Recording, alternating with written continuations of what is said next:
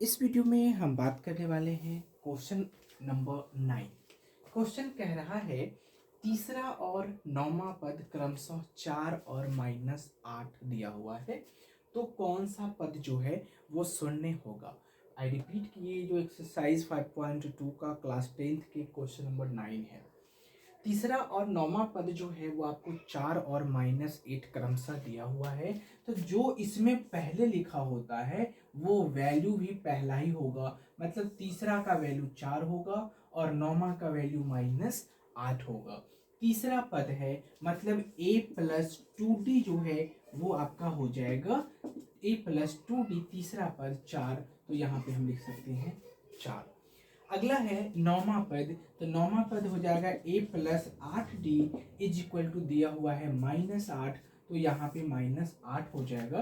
पहला वाला equation number 1 होगा और दूसरा नंबर इक्वेशन नंबर 2 होगा। इससे पहले वाले जो भी क्वेश्चन है वो हम कंप्लीट करा चुके हैं। अगर आपको ये वीडियो मिला है तो इससे पहले भी आप चैनल पे जाके और भी वीडियो देख सकते हैं। अगर समझाने का तरीका सही हो तो आप समझ रहे हैं तब, वरना समय बर्बाद ना करें। तो तीसरा पद जो है वो 4 है और नौवां पद जो है वो -8 है, तो a+2d तीसरा पद हो गया 4 और नौवां पद a+8d इक्वल टू हो गया -8। यहाँ पे आपको पता है कि जहाँ पे साइन प्लस का होता है तो हम माइनस देते हैं, माइनस का साइन रहता है तो हम प्लस का साइन देते हैं। तो यहाँ पे प्लस का साइन है तो माइनस देंगे, प्लस का साइन है तो माइनस देंगे, और यहाँ पर माइनस का साइन है तो प्लस देंगे। एक बात और भी ध्यान रखिएगा, हमने जो यहाँ पे साइन चेंज कर दिया है तो उसी साइन का वैल्यू होगा। उससे पहले वाला जो भी साइन दिया होगा प्लस माइनस जोड़ घटा गुना कुछ भी वो नहीं मान्य होता है।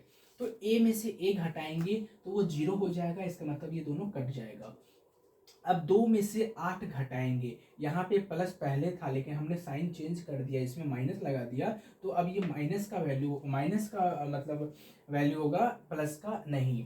तो 2 में से 8 घटाएंगे तो हो जाएगा -6d। आपको पता है ना, 2 में से 8 घटाएंगे तो -6 हो जाएगा। अब बराबर का बराबर, अब यहाँ पर देखिए 4 प्लस में है और 8 भी प्लस में है। ये मत कहिएगा कि यहाँ पे तो माइनस लगा हुआ था, तो माइनस लगा हुआ था, हमने उसका साइन चेंज कर दिया प्लस। अब कहेगा आप अपने मन से क्यों कर दिए, हम अपने मन से नहीं करते हैं, ऐसा करना पड़ता है। तो यहाँ पे जब ये दो समीकरण लेके बनाते हैं ना, तो लास्ट वाले जो समीकरण होता है उसका साइन चेंज करना ही पड़ता है, तभी क्वेश्चन बनेगा, अदरवाइज नहीं बनेगा। तो यहाँ पे 4 और 8 को जब हम जोड़ेंगे तो प्लस हो जाएगा, तो 8 4 हो जाएगा 12। अब यहाँ पर हम d का वैल्यू निकालेंगे तो d का वैल्यू इक्वल टू हो जाएगा 12 बटे में माइनस में 6। जब d हम ये वाला लिखते हैं तो आपको पता है गुना में रहता है तो भाग में जाता है, तो d इसमें से लिखे हैं तो पहले 12 लिखेंगे, फिर माइनस में 6 जो है वो हम लिखेंगे।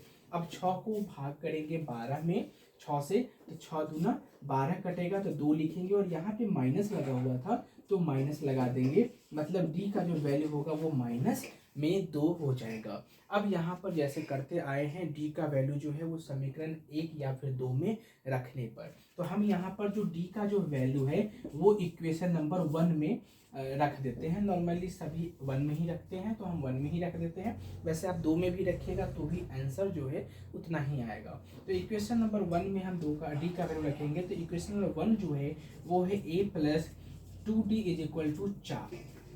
a+2d इज इक्वल टू 4, तो a का जो वैल्यू है वो तो हमें निकालना ही है, तो a लिखेंगे, 2 है तो 2 देंगे, और d का जो वैल्यू है वो है माइनस में 2, तो गुना में -2 देकर के 4 है तो हम यहाँ पे 4 लिखेंगे। a का हमने a लिखा, प्लस का प्लस लिखा, 2 का 2 लिखा, ये दोनों आपस में कुछ नहीं था तो बीच में गुना का साइन था तो हमने गुना दिया। d का वैल्यू -2 है तो -2 दे दिया, बराबर का बराबर 4 का हमने 4 दे दिया।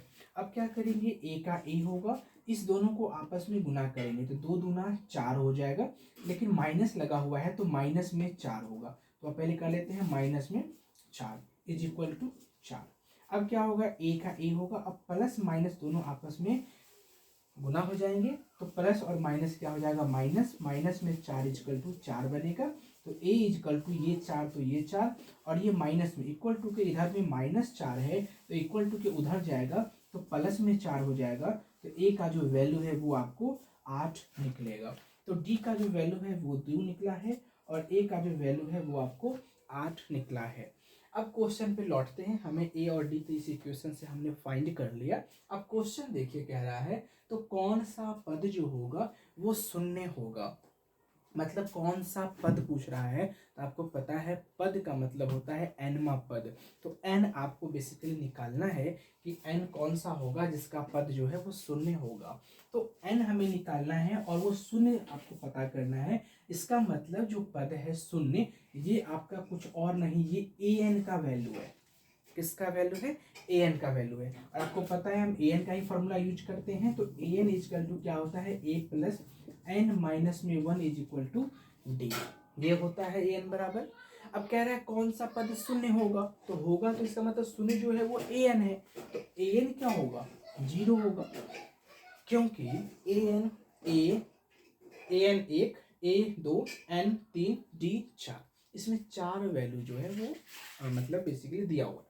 तो हमें इस चारों में से किसी एक वैल्यू नहीं पता होता है, अदरवाइज 3 वैल्यू जो है वो पता होता है।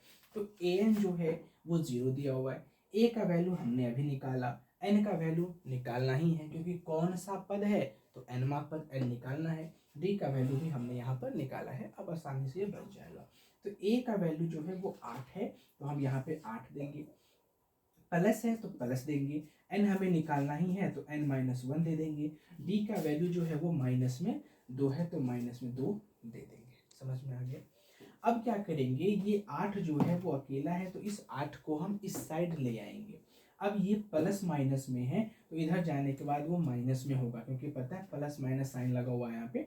तो पहले तो 0 का 0 लिखेंगे, ये प्लस में 8 है, इधर आएगा तो माइनस में 8 होगा, तो माइनस में 8 इज इक्वल टू इस 2 को n से मैं एक लाइन में और बढ़ा देता हूँ ताकि समझ में आए। तो चलिए n माइनस 1 2, ये जैसा लिखा था वैसा ही हमने लिख दिया है, सिर्फ और सिर्फ इस 8 को इधर ले आया। कोई मैंने यहाँ पे ज़्यादा नहीं किया वरना समझ में नहीं आता। अब क्या करेंगे, 0 में से 8 घटाएंगे तो 0 तो खुद 0 है, वो किसी को क्या देगा। तो क्या करेंगे, 0 में से जब 8 घटाएंगे तो नहीं घटेगा तो माइनस में 8 हो जाएगा। बराबर का साइन है, बराबर का साइन देंगे। अब जो यहाँ पे 1 छूट गया है तो यहाँ पे 1 होगा। अब ये वाला 1, अब माइनस 2 जो है इसको आपस में गुना करेंगे, तो आप इसको गुना कर दीजिए। अगर गुना नहीं करना है थोड़ा सा देखिए, यहाँ पे 2 तरीके से बन जाएगा। डायरेक्ट इस गुणनखंड को हम भाग में ले आएंगे या फिर इसको गुना करके ले आएंगे। तो अगर हम वैसे डायरेक्ट करूँ तो डायरेक्ट में एक लाइन और बढ़ा देता हूँ, तो n माइनस में 1 माइनस में 2, तो ये क्या करेंगे -8, ये गुना में है इसके, तो हम इसको क्या करते हैं इस साइड ले आते हैं और भाग में बदल देते हैं। तो माइनस में 2 ये भाग में जाएगा तो ऊपर नीचे हो जाएगा, बराबर में n माइनस 1 तो n माइनस में 1। समझ में आ गया? अब ये माइनस माइनस क्या होगा, कट जाएगी और 2 चौके में 8 होगा, तो 4 is equal to n minus में 1 होगा। अब ये 4 का 4 ही रहने देते हैं और ये माइनस में जो 1 है वो इधर आएगा तो प्लस में 1 हो जाएगा, n इजकल टू n हो जाएगा। तो 4 और 1 कितना होगा, 5 इजकल टू n। मतलब n का जो वैल्यू निकला है वो 5 निकला है। हमसे कह रहा था कौन सा पद शून्य होगा, तो हम यहाँ पे कह सकते हैं कि जो 5वां पद होगा ना वो शून्य होगा। ठीक है, 5वां पद जो है वो शून्य होगा। आपने समझ में आ गया होगा। अब यहाँ से जो हमने बोला था 2 तरीका से, एक तरीका और भी मैं बता देता हूँ कि यहाँ पे गुना कीजिएगा तो -8 का तो -1 लिखिएगा।